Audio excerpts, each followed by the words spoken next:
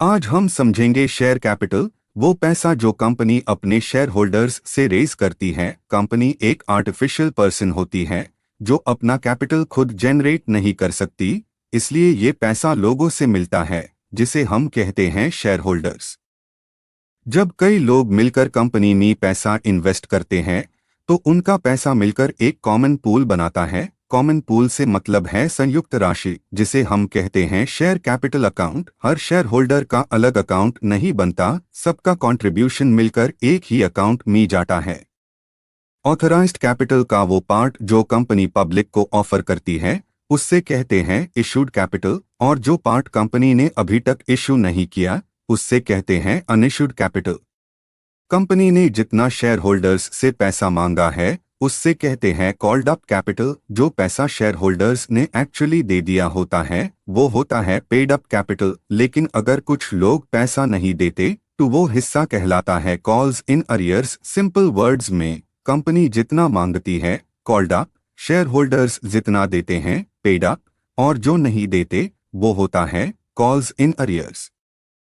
जो portion company ने अभी तक शेयर होल्डर्स से कॉल नहीं किया उससे कहते हैं अनकॉल्ड कैपिटल। और अगर कंपनी डिसाइड करे कि एक पोर्शन सिर्फ वाइंडिंग अप के टाइम ही कॉल करेगी उसे कहते हैं रिजर्व कैपिटल। ये क्रेडिटर्स के लिए सेफ रखा जाता है। शेयर कैपिटल के पार्ट्स है authorised, issued, subscribed, called up, paid up, uncalled और रिजर्व कैपिटल। ये हर एक स्टेप कंपनी के कैपिटल स्ट्रक्चर को समझने में हेल्प करता है। शेयर्स कंपनी के कैपिटल के छोटे छोटे पार्ट्स होते हैं। यही पार्ट्स मिलकर कंपनी के ओनरशिप को डिवाइड करते हैं। जो लोग शेयर्स खरीदते हैं उन्हें कहते हैं शेयर होल्डर्स, और यही कंपनी के रियल ओनर्स होते हैं। कंपनी के ऑथराइज्ड कैपिटल और शेयर्स के नंबर को मेमोरेंडम ऑफ एसोसिएशन में लिखा जाता है और उनके राइट्स और लायबिलिटीज आर्टिकल्स ऑफ एसोसिएशन में होते हैं। कंपनीज एक्ट के हिसाब से एक कंपनी दो तरह के शेयर्स इश्यू कर सकती है। पहला प्रेफरेंस शेयर्स, दूसरा इक्विटी शेयर्स जिसे ऑर्डिनरी शेयर्स भी कहते हैं। प्रेफरेंस शेयर्स उन शेयर्स को कहते हैं जिन्हें दो स्पेशल राइट्स मिलते हैं। पहला डिविडेंड पे पहला हक और दूसरा कंपनी क्लोज होने पर कैपिटल पे पहला हक। जैसे अगर कंपनी प्रॉफिट कमाती है तो सबसे पहले प्रेफरेंस शेयर होल्डर्स को फिक्स्ड डिविडेंड दिया जाता है, उसके बाद ही इक्विटी शेयर होल्डर्स को मिलता है।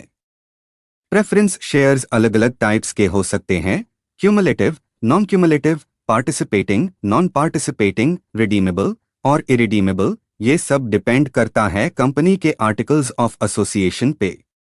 इक्विटी शेयर्स वो होते हैं जो प्रेफरेंस नहीं रखते। इन्हें डिविडेंड तभी मिलता है जब कंपनी के पास प्रॉफिट हो, और यही शेयर होल्डर्स कंपनी के रियल ओनर्स कहलाते हैं।